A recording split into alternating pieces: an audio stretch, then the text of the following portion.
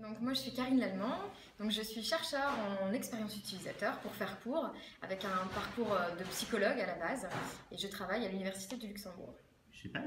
Moi, je m'appelle Guillaume Grenier, je suis aussi chercheur sur l'expérience utilisateur et l'utilisabilité.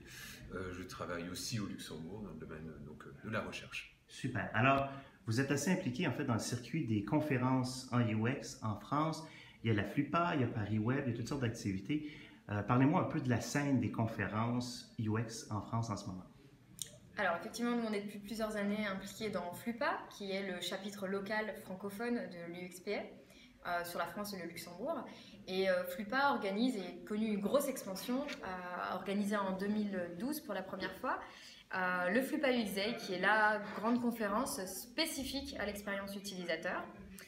Mais à côté de cette conférence-là, il y a d'autres conférences effectivement comme Paris Web qui vont intégrer l'UX.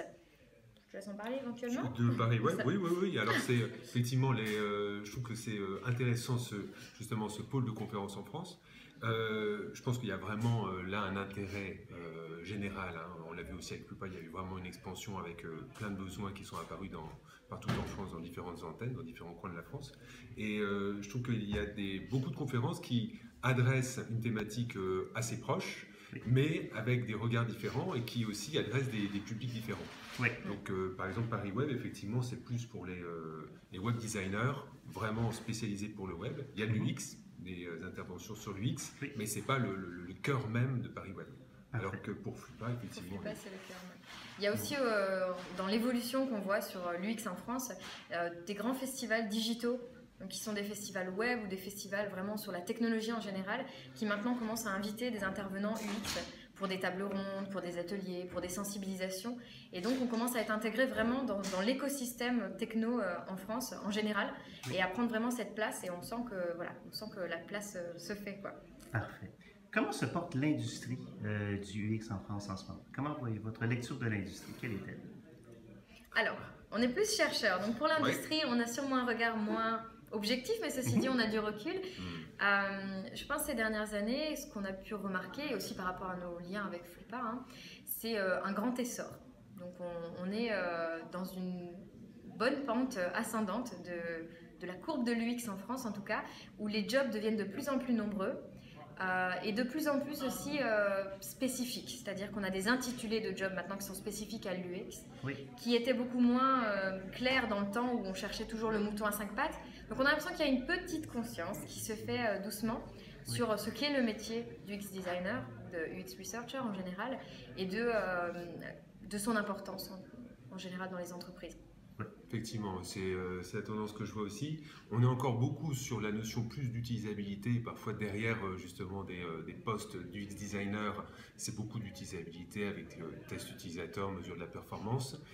Mais je trouve qu'avec la complexité et puis la diversité des systèmes, des produits qui existent, qui commencent à sortir, il y a cette notion d'expérience qui devient de plus en plus sensible et auquel est sensible les entreprises. Mais ça monte, on n'y est pas encore totalement, souvent on dit on fait de l'UX, mais on est plus sur un pan utilisabilité, donc de l'UX d'il y a on va dire 5-10 ans, mais ça vient, il faut sensibiliser les entreprises. Et quelle est l'offre en UX en formation en ce moment? Alors actuellement, malheureusement, il y a peu d'offres de formation dans tout ce qui est expérience utilisateur. En termes universitaires, il y a quelques masters universitaires qui souvent mixent tout timidement, disons, ergonomie des IHM, ergonomie cognitive, avec un peu d'aspect UX sans emporter le nom. Il y a un master spécifique, un seul à ma connaissance, qui s'appelle UX Design à l'Université de technologie de Compiègne, qui est donc un master universitaire. Et à côté de ces formations-là, on a un essor maintenant des formations dans les écoles privées, comme celle dans laquelle on est aujourd'hui, la Web School Factory, qui du coup propose des formations souvent courtes, en 1 an ou 2, souvent en alternance aussi, et parfois des formations de gens qui ont déjà un métier et qui veulent raccrocher l'UX, donc des directeurs artistiques, des graphistes, des personnes qui ont fait de l'information, de la communication, etc. Et qui veulent du coup, parce qu'ils en font déjà depuis plusieurs années, mais avoir un diplôme ou raccrocher une formation sur cette notion d'UX.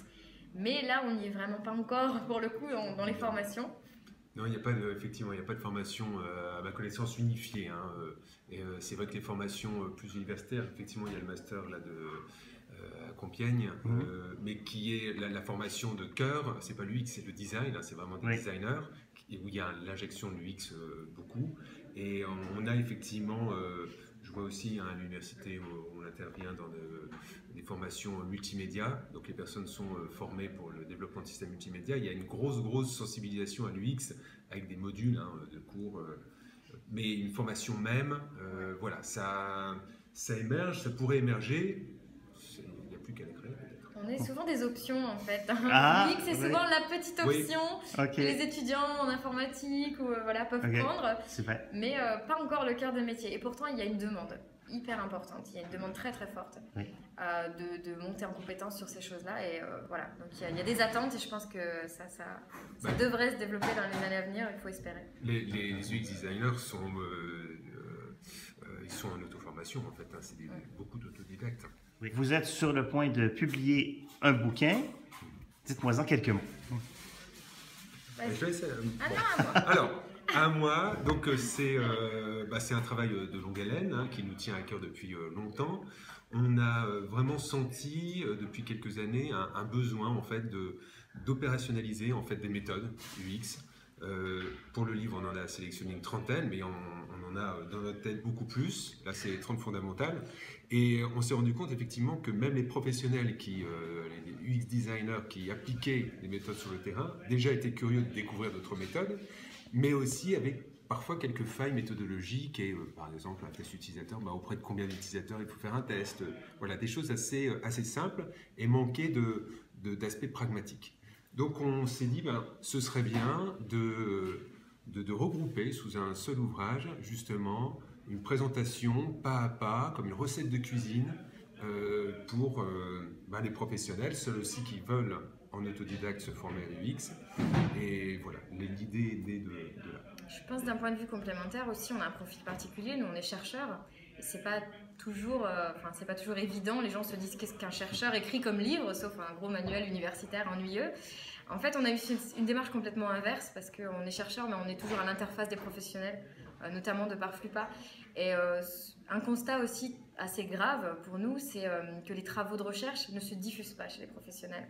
C'est particulièrement vrai dans la francophonie, parce que ces travaux de recherche sont diffusés en anglais, mais aussi sûrement dans d'autres parties du monde, parce que l'accès est difficile aux travaux de recherche et c'est pas non plus vulgarisé d'une manière simple et compréhensible pour des professionnels qui n'ont souvent pas vraiment le temps d'y passer des heures et qui ont besoin de synthèse complète et crédible en fait. Donc nous, notre but, c'était de se dire, pourquoi faire de la recherche si ce n'est pour la transmettre et pour qu'elle soit utilisée dans le monde réel. Le seul but d'un chercheur est finalement d'avoir de l'impact, et l'impact, il va passer par les professionnels. Donc moi, je dis toujours, en tant que chercheur, nos utilisateurs cibles, c'est vous, c'est les professionnels. Donc du coup, on a voulu répondre à vos besoins, et on a perçu ça avec nos étudiants à l'université, on a perçu ça dans Flupa, et peu importe les niveaux d'expertise des uns et des autres, chacun avait un besoin méthodologique fort, et de découvrir aussi des choses nouvelles pour ne pas rester coincé dans les méthodes d'utilisabilité qu'on utilise depuis 20 ans. Donc de découvrir ce qui se fait vraiment à la pointe de la recherche. Et donc c'est ça qu'on a voulu traduire aussi, donner cette rigueur et cette innovation, cette impulsion aux professionnels en fait, qui vont découvrir ces choses-là. Super. Le titre? Méthode de design UX, 30 méthodes fondamentales pour concevoir et évaluer les systèmes interactifs. Super. Chez Erol, et ça sort fin octobre 2015. C'est ça. Super. Disponible dans toutes les bonnes librairies. Et Karine, tu seras à Montréal et à Ottawa pas longtemps après, donc en novembre 2015, au début novembre, à Tout le monde UX entre autres, pour venir parler un peu des grandes lignes du bouquin en fait. Donc, à quoi peut-on s'attendre? Alors, déjà, je remercie mes amis québécois et canadiens pour cette invitation. C'est avec grand plaisir que je vais venir présenter le livre, mais pas que. C'est pas pour faire de la promo. J'ai vraiment envie d'apprendre beaucoup de choses là-bas et de transmettre beaucoup d'idées. Donc, on peut s'attendre à une présentation qui va un petit peu remuer les anciens, je pense, qui va leur montrer qu'on peut faire des choses nouvelles et comment on va répondre aux défis nouveaux de l'expérience utilisateur. Et qui va, j'espère aussi, outiller les débutants pour vraiment leur donner les clés des bonnes méthodes de conception, d'évaluation de l'UX. Donc le format n'est pas encore tout à fait défini, mais on aura sûrement quelque chose d'interactif qui va vraiment se baser sur la découverte et la méthodo.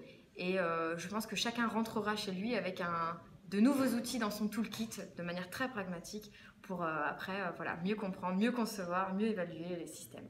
Génial. On a très hâte. Merci beaucoup à vous deux. Merci beaucoup à toi. Merci.